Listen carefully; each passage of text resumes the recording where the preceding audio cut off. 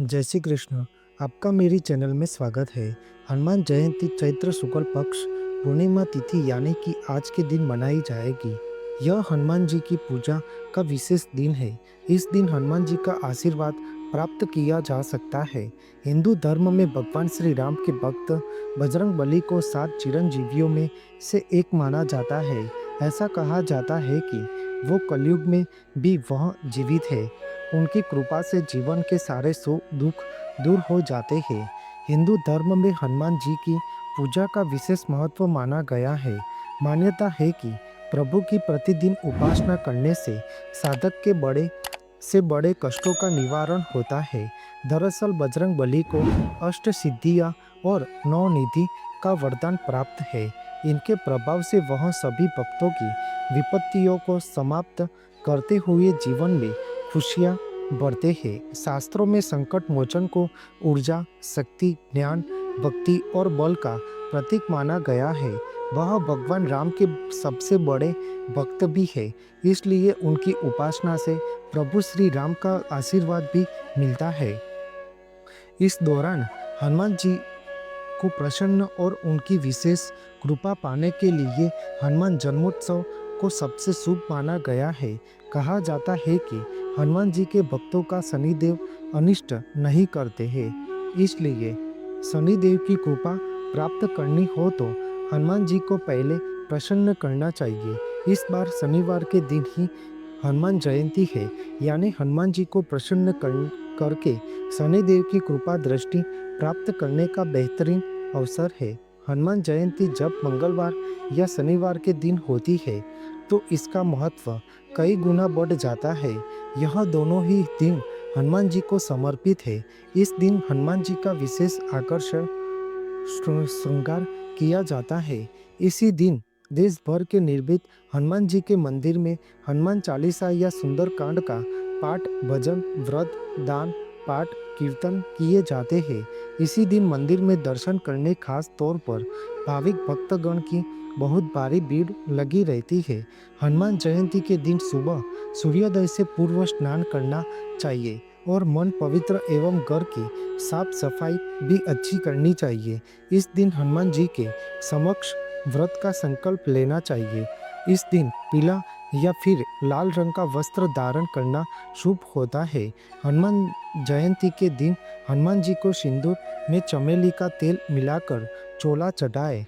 चमेली के तेल का दीपक प्रज्वलित करना चाहिए। गुलाब के फूलों की माला अर्पित करें। हनुमान जी को एक साबुत पान का पत्ता चढ़ाए। हनुमान जी का प्रिय भोग गुड़ चना पूजा में जरूर शामिल करें। उन्हें प्रसाद में बूंदी के लड्डू का भोग चढ़ाना चाहिए। अब हनुमान चालीसा का 7 बार पाठ करें। इस दिन घर में रामायण का पाठ करना श्रेष्ठ होता है।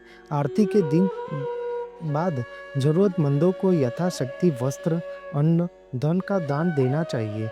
हनुमान जयंती के दिन कुछ उपाय अवश्य करने चाहिए, जिससे हनुमान जन्मोत्सव के दिन हल्दी का दान करना शुभ माना गया है।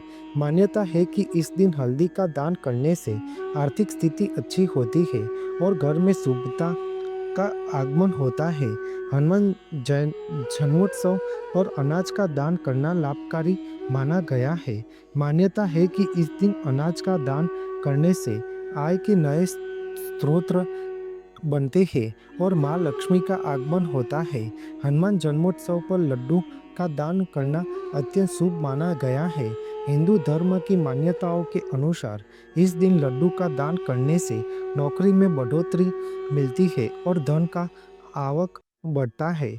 हनुमान जन्मोत्सव के दिन हनुमान जी को सिंदूर का चोला चढ़ाने के बाद नारंगी रंग के सिंदूर का दान करना चाहिए। मान्यता है कि ऐसा करने से हनुमान जी प्रसन्न होते हैं। भुने हुए चने और गुड़ भगवान हनुमान जी को अति प्रिय है। मान्यता है कि हनुमान जन्मोत्सव के दिन चना और गुड़ का दान करने से बजरंग बली प्रसन्न होते हैं।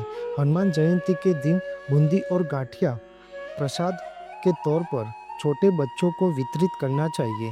हनुमान जी बल, बुद्धि, विद्या और तेज के ओतप्रोत देव माने जाते हैं, जिनके हृदय में भगवान श्री राम सदैव ही विराजमान रहते हैं।